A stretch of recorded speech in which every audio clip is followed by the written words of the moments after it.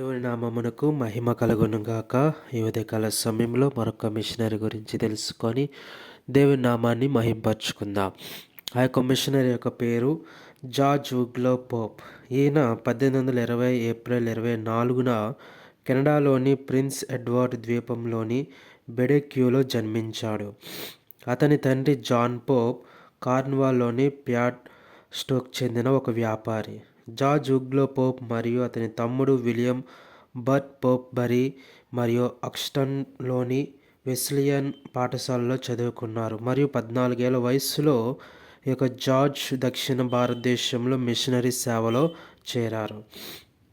1839లో ఆయన దక్షిణ భారతదేశానికి బయలుదేరి సువార్త ప్రచారం కోసం సొసైటీతో కలిసి టుటికోరిన్ అంటే ఇప్పుడు తుతుకోడి సమీపంలోని సాయర్పురం చేరుకున్నారు. పోప్ ఇంగ్లాండ్లో యుక్త వయసులో ఉన్నప్పుడు తమిళం నేర్చుకోవడం ప్రారంభించాడు మరియు భారతదేశానికి ప్రయాణం చేస్తున్నప్పుడు ఓడలో పోప్ తరువాత తమిళం, సంస్కృతం మరియు తెలుగు పండితుడిగా మారాడు. 1841లో ఆయన చర్చ్ ఆఫ్ ఇంగ్లాండ్ చేత నియమితుడయ్యాడు మరియు అతను మరొక ఆంగ్లికన్ పూజారి కుమార్తె మేరీ కార్వర్ను వివాహం చేసుకున్నాడు. జార్జ్ తిరునల్వేలి ప్రాంతంలో పనిచేశాడు. అక్కడ అతను క్రిస్టియన్ ఫ్రెడరిక్ స్క్వార్జ్ వంటి ఇతర మిషనరీలతో కూడా సంభాషించాడు. 1845లో మేరీ టుటికోరిన్లో మరణించింది మరియు పోప్ మద్రాసుకి వెళ్ళాడు.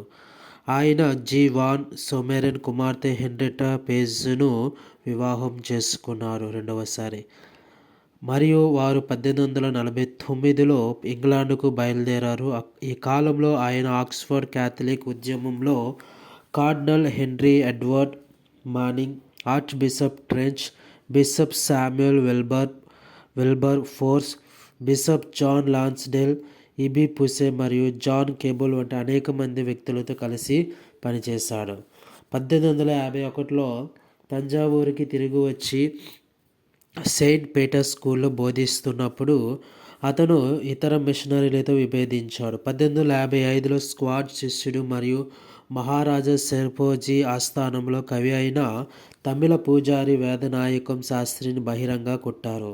దీని ఫలితంగా తమిళ చర్చిని ఆంగ్లికన్ చర్చ్ నుండి విడదీసి పోప్ రాజీనామా చేశారు. ఆంగ్లికన్ తమిళ మతాధికారులకు శిక్షణ ఇవ్వడానికి అతను సాయర్పురంలో ఒక సెమినరీని కూడా స్థాపించాడు. కానీ ఇది కూడా ఇబ్బందుల్లో పడింది మరియు అతను 1859లో ఊటకు ముందు ఇప్పుడు ఊటీకి వెళ్ళాలని నిర్ణయించుకున్నాడు. ఇక్కడ అతను యూరోపియన్ పిల్లల కోసం ఒక వ్యాకరణ పాఠశాలను స్థాపించాడు. ఇది 1859 నుండి 1870 వరకు నడిచింది. ఇది ఇప్పుడు ప్రభుత్వ ఆర్ట్స్ స్కూల్ మరియు స్టోన్ హౌస్కు నిలయంగా ఉంది. స్టోన్ హౌస్ కాలేజ్లోని వ్యాకరణ పాఠశాలను మద్రాస్ బిషప్ 1858 జూలై 2న పోప్ ప్రిన్సిపాల్గా ప్రారంభించారు.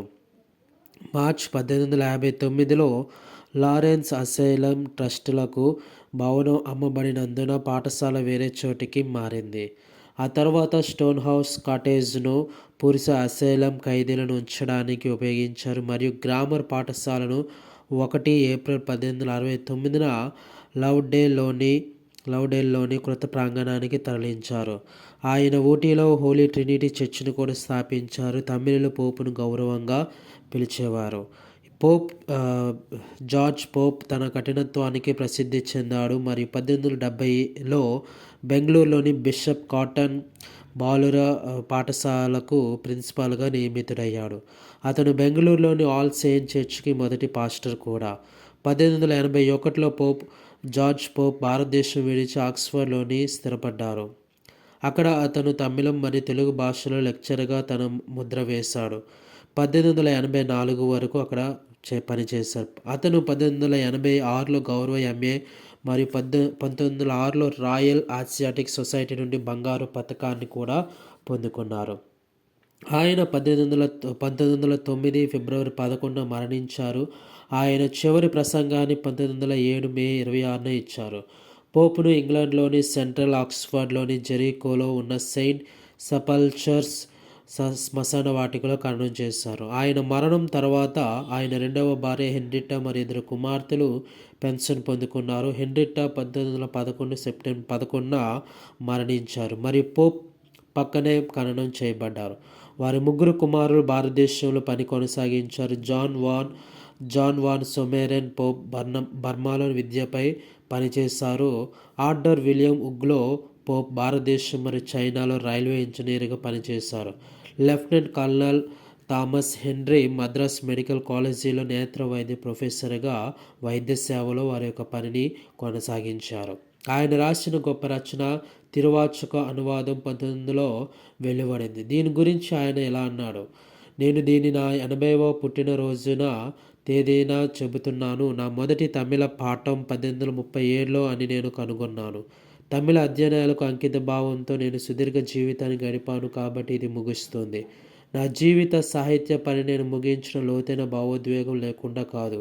ఆయన ఈ చివరి రచనను బల్లియోల్ కళాశాలలో చాప్లెన్గా పనిచేస్తున్నప్పుడు స్నేహితుడిగా ఉన్న బెంజమిన్ జోవెట్కు అంకితం చేశారు.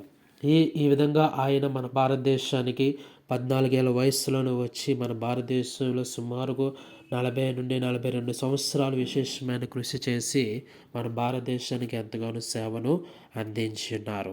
ఆమెన్.